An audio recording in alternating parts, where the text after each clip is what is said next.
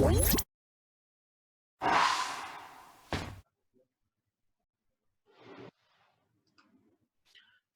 Friends, MS maths में आपका एक बार फिर से स्वागत है। Difference between distance and displacement, दूरी और विस्थापन में अंतर पढ़ेंगे। फिर हम बात करेंगे डिफरेंस बिटवीन स्पीड और वेलोसिटी, चाल और वेग में हम अंतर देखेंगे। फिर डिफरेंस बिटवीन डिस्टेंस और डिस्प्लेसमेंट, हम क्या समझते हैं कि भाई डिस्टेंस और डिस्प्लेसमेंट दोनों एक ही चीज होती है, लेकिन फिजिक्स ऐसा नहीं मानता है। डिस्टेंस और डिस्प्लेसमेंट, इन दोनों को अगर हम ध्यान से देखते हैं तो मैं आपको इनके कंपैरिजन से आज इनका मैं आपको डेफिनेशन और इनका एक कंपैरिजन करके आपको मैं समझाऊंगा कि डिस्टेंस क्या होता है और डिस्टेंस क्या होती है, सॉरी डिस्टेंस और डिस्प्लेसमेंट क्या चीज होती है। फर्स्ट पॉइंट हम इसका देखते हैं यहां से। फर्स्ट पॉइंट इसका अगर हम देखें यहाँ पे तो पहला आता है इट इज ए स्केलर, ये सदिश राशि है। जो डिस्टेंस होती है, दूरी होती है, वो सदिश राशि होती है। दूसरा इसका पॉइंट देखते हैं कि इट इज अ वेक्टर, ये सदिश है और ये अदिश है। फिर बात करते हैं the length of path between two points is called distance. हम दो बिंदुओं की अगर बात करते हैं, द लेंथ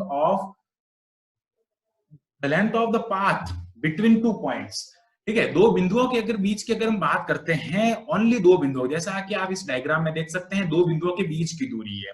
जबकि हम डिस्प्लेसमेंट की अगर बात करते हैं,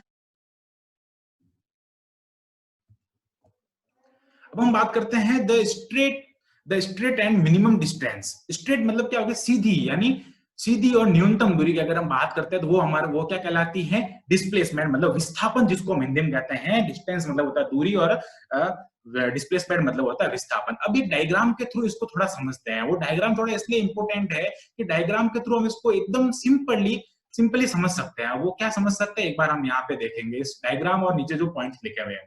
पहला मैं बात करता हूं, ये है पॉइंट ए, ये होता है, मैं बात करते हैं यहाँ पे, ये है पॉइंट ए और ये है पॉइंट बी। ठीक है, पॉइंट ए और बी को अगर हम ध्यान से देखें, यहाँ पे दो पाथ है, एक है 1 और एक है 2। 1 और 2 पाथ्स में अगर हम देखते हैं तो here 1 and 2 is both distance. यहाँ पे जो पहला और दूसरा दोनों जो पथ है वो दोनों दूरियां हैं। जबकि अगर हम इस तरफ वाले डायग्राम को अगर हम देखते हैं ढंग से, तो उसमें हम देखते हैं कि 3 पाथ है। और वो 3 पाथ हमको क्या बताते हैं कि ए और बी के बीच में 3 पथ बने हुए हैं, पहला, दूसरा और तीसरा।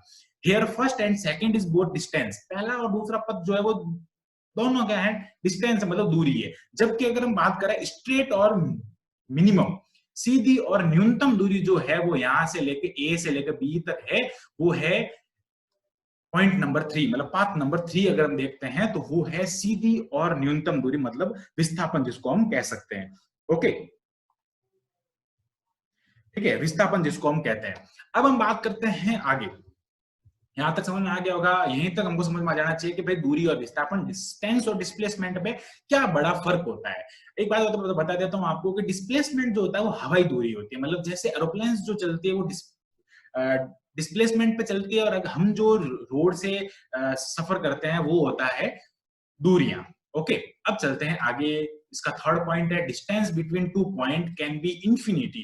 दो बिंदुओं के बीच की जो दूरियां होती है वो अनंत हो सकती हैं, क्योंकि हम दो बिंदु पर पहुंचने के लिए कहीं से भी जा सकते हैं, हमको कोई मना नहीं करेगा। वो होगी डिस्टेंस। मतलब क्या हो गया, distance between two points can be infinity, but the displacement between two points is can only one. मतलब दो दो बिंदुओं के बीच का अगर कोई रास्ता देख सकते हैं, तो अब हम यहाँ पे देखेंगे। देखो यहाँ पे देखो, first and second it is both distance, but A B के बीच में जो तीसरा पथ है, तीसरा पाथ है, वो ही एक ही केवल क्या होते हैं, उसमें डिस्प्लेसमेंट होता है, वो एक ही डिस्टेंस है। तो हम इस पॉइंट को ऐसे भी समझ सकते हैं। अगला पॉइंट आता है the distance is always positive. Distance जो होती है वो हमेशा धनात्मक होती है। और इस तरफ देखते हैं तो displacement can be positive, negative और जीरो। डिस्प्लेसमेंट जो होता है वो जीरो हो सकता है, धनात्मक हो सकता है और ऋणात्मक भी हो सकता है। तो ऐसा क्यों होता है, क्योंकि डिस्टेंस जो होती है, मतलब दूरी जो होती है, वो एक ही दिशा में चलती है, बिकॉज उसकी कोई दिशा नहीं होती है। और जबकि हम देखते हैं डिस्प्लेसमेंट में, हमने भी पढ़ा डिस्प्लेसमेंट इज अ वेक्टर, तो वेक्टर की हम देखते हैं कि दिशा होती है। ठीक है, अब हम बात करते हैं डिस्टेंस की। Distance is based on path and it's characteristics. मतलब क्या हो गया कि दूरी पथ पर निर्भर करती, तथा ये इसका अभिलाक्षणिक गुण है। फिर बात करते हैं डिस्प्लेसमेंट जो है वो फाइनल और इनिशियल पोजीशन पे मतलब निर्भर करती है। उसकी जो प्रारंभिक और अंतिम जो दूरियां हैं, अंतिम स्थितियां हैं, उस पे ये क्या करती है, निर्भर करती है। समझ में आगे बात, आपको ये टॉपिक समझ में आया होगा, डिस्टेंस और displacement. It is the most important topic of motion. ये मोशन में सबसे महत्वपूर्ण चीज रखती है कि भाई दूरी और डिस्प्लेसमेंट क्या होता है, विस्थापन क्या होता है। अब हमारा टॉपिक है थोड़ा अच्छा अच्छा टॉपिक, मैं इसलिए कहूंगा क्योंकि इसको भी समझने के लिए थोड़ा सा दिमाग लगाना पड़ेगा, but this is very easy.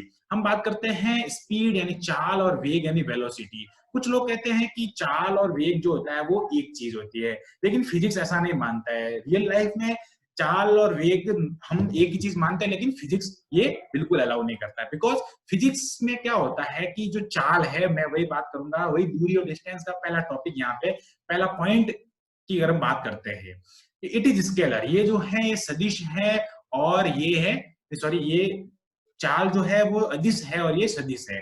फिर बात करते हैं इसके फॉर्मूले की। इसका फॉर्मूला है v is equal to S upon T, जबकि इसका फॉर्मूला है v vector is equal to S upon T. Understand? हम बात करेंगे आगे की ओर। अगले पॉइंट्स इसमें अगर हम देखते हैं तो वो आएगा, it is represents by v, only v। हाँ, it is represents by v, मतलब जो चाल होती है उसको हम v से रिप्रेजेंट करते हैं, जबकि स्पीड है, वेग है, उसको v वेक्टर से करते हैं, because this is vector and that is scalar. Okay, that is, it is scalar. ये जो है स्केलर है और ये जो है वेक्टर है, इसलिए हमको इससे v से, इसको v से और इसको v वेक्टर से रिप्रेजेंट करते हैं, v वेक्टर से इसको प्रदर्शित करते हैं। फिर आगे बात करते हैं हम आगे कि भाई the distance change with time is called speed.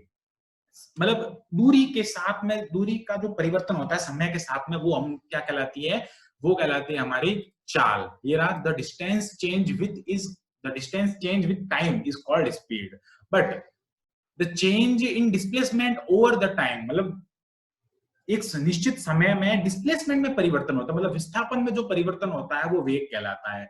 फिर यहाँ पे वेग के दो टॉपिक और आते हैं, एक आता है तात्क्षणिक वेग और एक आता है तात्क्षणिक वेग, जिसको हम क्या कहते हैं, एक आ गया तात्क्षणिक वेग और दूसरा आता है हमारा यहाँ पे औसत वेग। ये दोनों को मैं आपको फॉर्मूले बता देता हूँ, यहाँ पे फॉर्मूले लिखे हुए हैं। v is equal to D S by D T, ये हो गया फॉर्मूला इसका, v is equal to D S by D T. और दूसरा हम बात करते हैं इसका, तो v vector is equal to D square by D T. ये होता है चाल की। अगर हम बात करते हैं कि भाई जो चाल है वो विस्थापन, सॉरी, दूरी का अवकलन है समय के सापेक्ष, जबकि जो वेग है वो दूरी का अवकलन है, विस्थापन का अवकलन है टी के सापेक्ष, मतलब समय के सापेक्ष। अब हम चलते हैं आगे की ओर। ये है एवरेज। एवरेज हो गया वी एवरेज, मतलब क्या कहेंगे, औसत चाल कहेंगे। और ये हमारा हो गया वी वेक्टर एवरेज, मतलब क्या हो गया कि जो हम बात करते हैं वेग के बारे में, वो ये हो गया। चाल और वेग में difference, it is most important. Okay,